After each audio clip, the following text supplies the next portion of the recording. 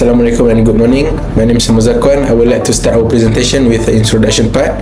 In introduction part, we have three main points. Number one is growth of digital and e-commerce in Malaysia.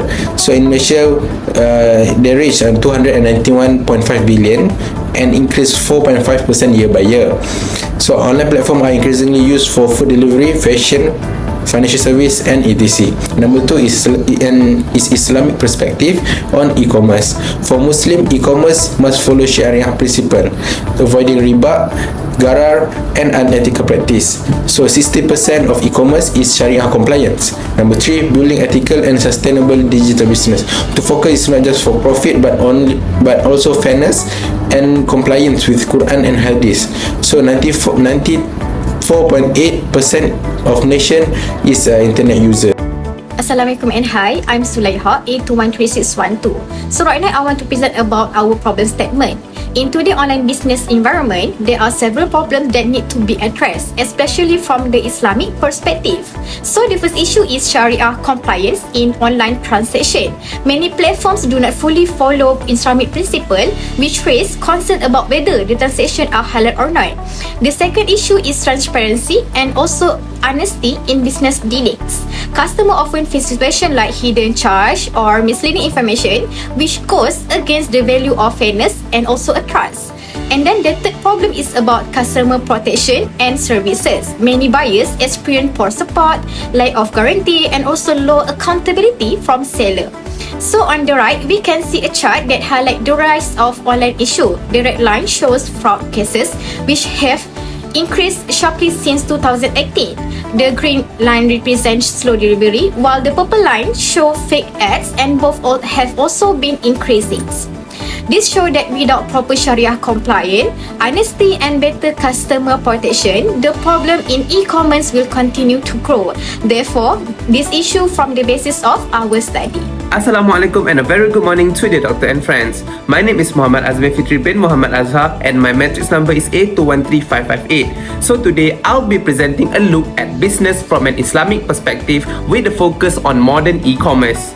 Our research is built on a qualitative descriptive design, allowing us to explore the nuances of this topic. We've used a case study approach, specifically focusing on Islamic e-commerce platform to see how these principles are applied in the real-world settings.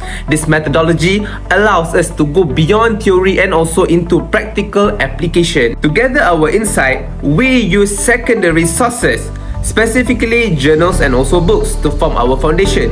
Our analysis then focus on a comparative review, ensuring that our finding align with the Sharia compliance and also halal certification. Our works also compares Islamic ethical model such as Murabahah and also Tawarruk with conventional models like BNPL or Buy Now Pay Later to highlight their fundamental differences. We've also included a case study of the modest wear brand from Malaysia and Indonesia to provide a tangible example of the principle in action. Moving on to the next slide, there are three core Islamic principles that guide the business ethics. First of all, we have riba, which is the prohibition of interest. For example, instead of charging interest on loan, an Islamic financial institution might use a profit-sharing method, which is mudarabah. In e-commerce, this translates to avoiding interest on payment plans and also exploring alternative financing method. Next, we have gharar, which is excessive uncertainty.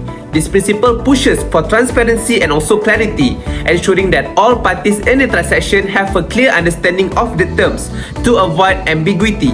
An example of avoiding gharar in online business include providing detailed product description and also clear written policies, leaving no room for misleading information. Finally, we have maisir, which is gambling, which is the avoidance of gambling or speculation. This ensures that business practices are based on genuine value and productivity, not chance. This principle discourages practices like online lotteries or game of chance embedded within e-commerce platform and promotes fair exchange. Literature Review 1. E-commerce has transformed global trade by making business faster, cheaper and borderless. But in Islam, it's not only an economic matter, it is also religious and ethical. The literature highlights that online trade must comply with the Sharia by avoiding riba or interest, mesa or gambling, and gharar or uncertainty, which often occur in digital markets. To ensure fairness, Islamic contract law stresses mutual agreement, clear terms, and consumer rights like the right to cancel unfair contracts. Ethics such as honesty, trust, and fairness are also essential in guiding e-commerce. In conclusion, e-commerce can be lawful for Muslims when practiced within Sharia. This way, it supports both economic growth and social justice. Literature Review 2 by Shah and Susilo. The concept of maslahah mursala is central in Islamic law because it allows jurists to address issues where no direct textual evidence exists, as long as they align with the Sharia objective. According to Shah and Susilo, e-commerce fits into maslahah hajiyat, a category that is life without being essential for survival. E-commerce resembles that classical contract, Ba'i as-Salam, which involve advance payment and delayed delivery, but modern version require stricter accuracy in online payment and logistics. The benefits are clear, convenience, efficiency, and access to market both locally and globally. However, e-commerce must avoid prohibited elements such as riba, mesa, and garar. When practiced within Sharia boundaries, it reflects maslahah mursalah by promoting public welfare and economic justice. Assalamualaikum and hi, I'm Umaira, A21355X6, and right now I want to talk about result and discussion. In this part, my study highlight have three key aspects. First, the financial practices, which show how Islamic finance principles are applied in e-commerce. Second, the case studies of Islamic e-commerce, where we can see real example of successful Sharia compliant platform. Third, social responsibility and ethics, which emphasize trust, transparency, and fairness in online business. From this study, there are four main implications. First, it promotes ethical consumerism, where consumers prefer halal and ethical products. Second, it creates opportunity for Muslims. Third, it leads to improvement of social welfare. And finally, it contributes ethical and sustainable trade, promoting fairness and long-term benefits. For suggestion and improvement, first, business can adopt Islamic fintech tool, which will support transaction that Sharia compliant. Second, they use AI for product can help personalized service and improvement customer experience. And third, it is important to provide training for vendor so that seller understand both technology and Islamic business ethic. This improvement can make Islamic e-commerce more competitive and sustainable. However, there are several challenges. One is compete with a global e-commerce platform that are more established. Another is increasing consumer awareness about halal assurance. And lastly, the challenge to attract non-Muslim consumer by making them confident in halal products. These challenges must be addressed for Islamic e-commerce to grow furthermore. So for the conclusion part, we have concluded four main points. Number one is principle of Islamic e-commerce. It's focused on honesty, fairness, and ethical dealing.